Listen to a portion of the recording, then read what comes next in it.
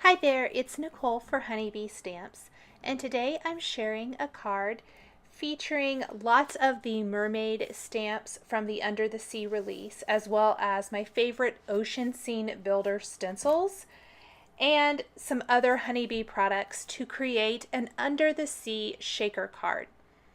I have a piece of Canson watercolor cardstock here, and I'm wetting the cardstock with this wide brush and then applying some of these watercolors to the paper.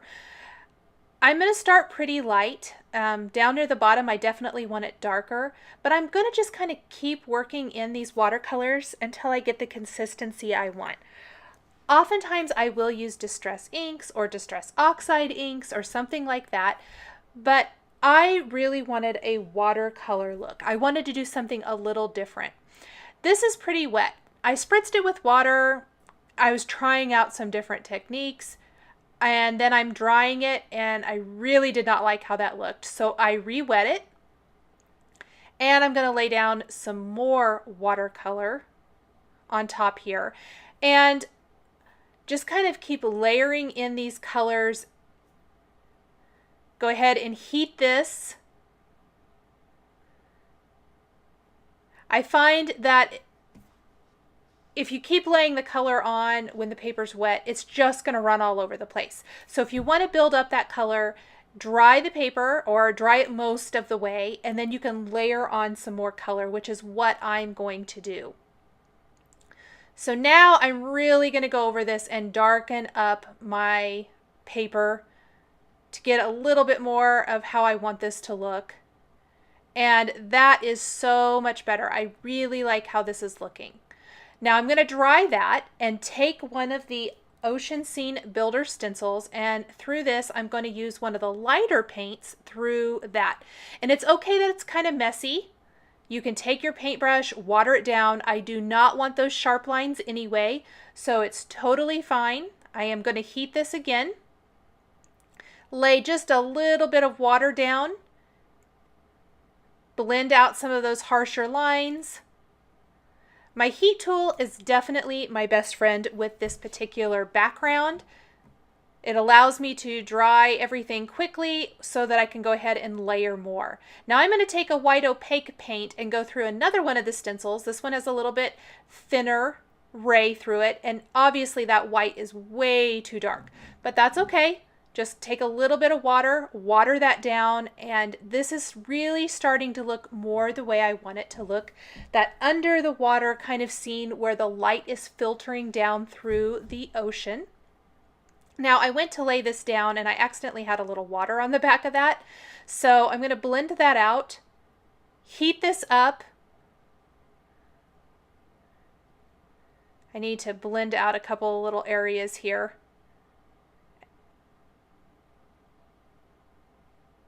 And then I'm going to take this magical stencil, my favorite from this. This is what gives it that look of the water hitting the surface of the water and filtering down. And this is barely wet, opaque watercolor paint because I really want the white to show up. So I've just barely wet it. I'm going to place that through the stencil, kind of messy, and you can see that it definitely is giving that underwater look. Again, still a little harsh with the lines, but I can blend that out with a little bit of water. I can go over it a couple more times and really get this to looking the way I want it to look.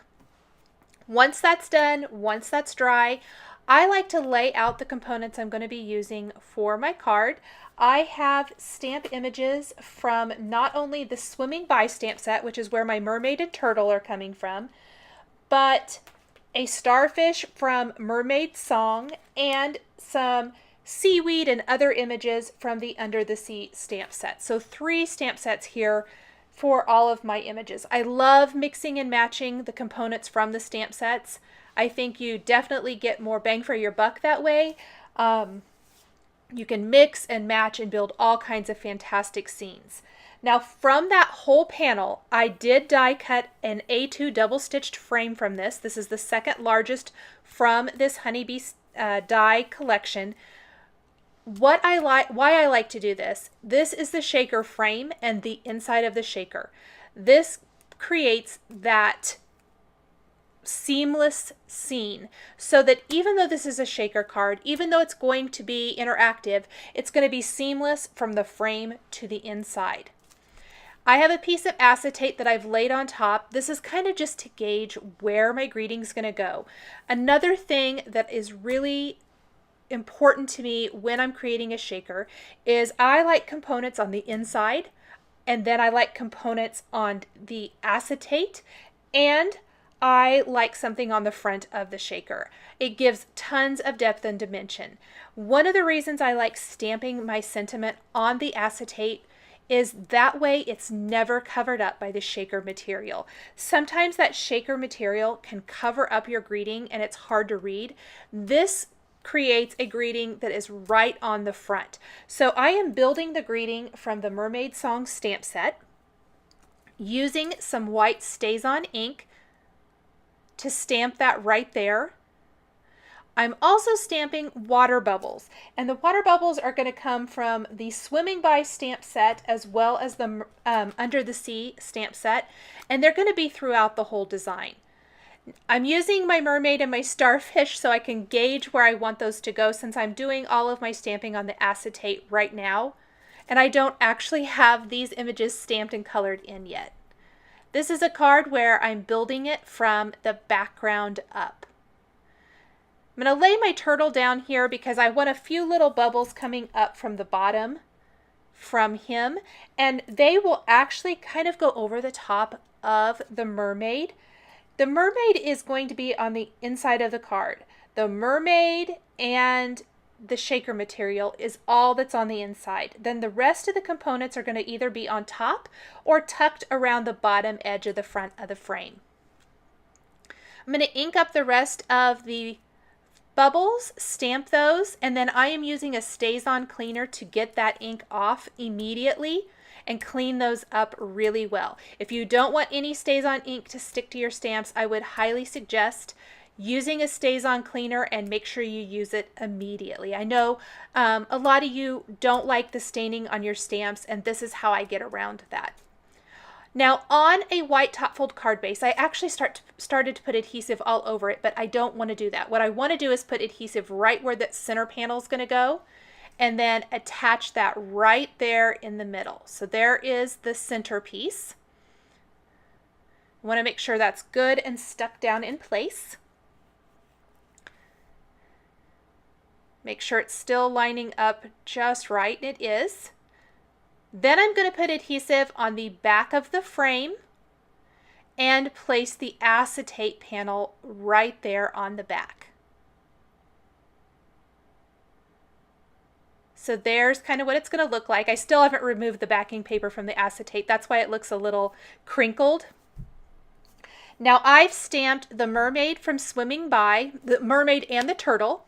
The seaweed images are all from the Under the Sea stamp set, and then the little starfish with the cute little eyes and face is from Mermaid Song.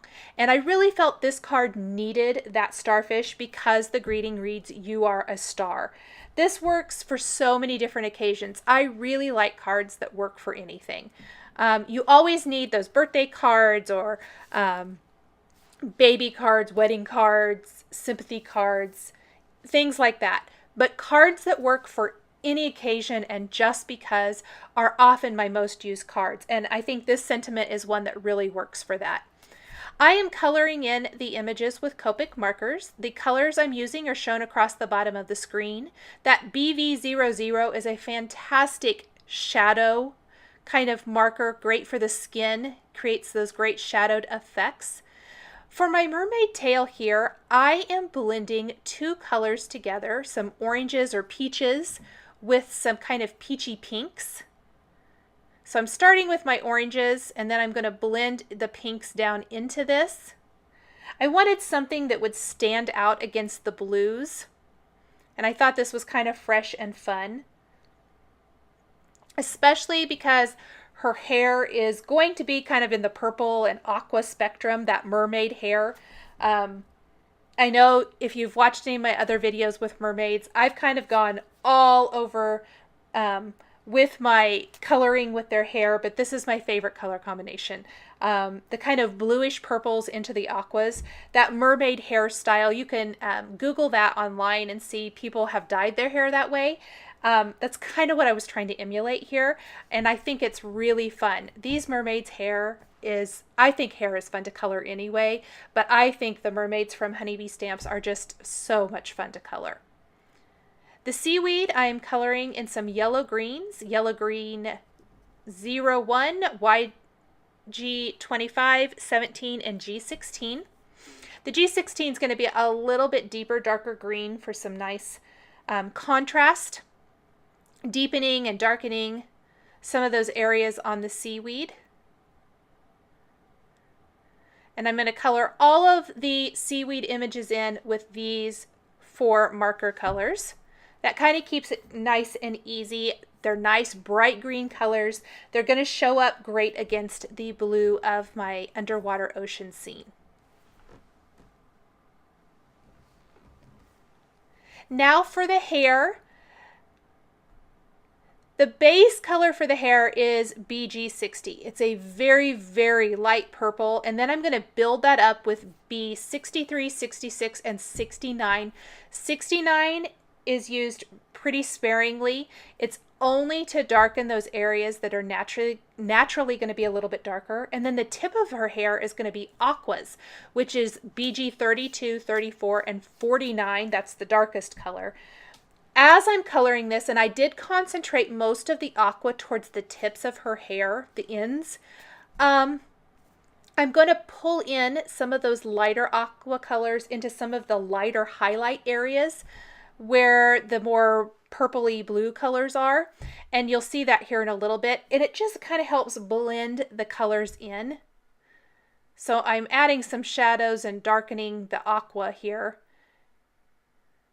Just blend those together where the 2 colors meet. But I think it gives it a little bit more natural feel when you add in some of the aqua into the other areas of the hair. I just love how the hair turns out. For the starfish, I am using YR0000, YR31, and YR24. Some really awesome yellow-red colors. And then finally, the little turtle is going to be colored in some green shades, some kind of lighter, brighter greens. I tried to go with something a little bit different than the seaweed, but still in brighter colors. I didn't want anything too dark. These are all kind of bright, fresh, and fun colors. So just coloring in the cute little turtle down here, darkening up all those little spots. The colors I'm using are G82, 94, 99, and 28, and then a little YR31 and 24 for the rest of his turtle shell. Now on the card base, I'm going to attach the mermaid and go around all 4 sides with 2 layers of foam adhesive. On the front of the shaker frame, I am going to attach the starfish and then tuck the seaweed and all those little images right here along the bottom edge. I'm going to switch which side that little piece is on. Tuck that turtle down there. Make sure that back piece is really nice and secure. Go ahead and flip that over. I'm going to run a powder tool all the way around the inside edges. Sprinkle in a sequin mix. This is an older mix, I think, from Honeybee Stamps, but anything will work. Just something that kind of matches. And I accidentally spilled it all over, which was not very convenient. Then I'm going to remove the backing paper, place the front of the frame in place, and I'm ready to add some finishing details. Now before I did that, I did add some detail to the mermaid tail with a white pen and a Wink of Stella clear glitter brush marker. I added some white dots to her hair. I'm using glossy accents to add detail to the starfish eyes and also the bubbles that I stamped on the front of the shaker frame. So they actually are glossy accent filled white stamped bubbles. Adding a white pin detail to the turtle, to the seaweed. And finally, I'm going to finish with adding some additional sequins and things from that same sequin mix to the front of the card. I'm using glossy accents and a jewel picker to pick those up and place those in those little glossy accents dots all over the front of the card. And that kind of ties in all the glitz and glimmer on the inside of the card with the shaker material with the front. So there's some on the front and there's some on the inside. Fun little finishing detail that adds some sparkle, some shine, and finishes off the card really nicely. Thanks for joining me today for this card featuring honeybee stamps, dies, and stencils for an underwater mermaid shaker card. The supplies I used are listed and linked below the video here on YouTube. Thanks for watching, and we'll catch you next time.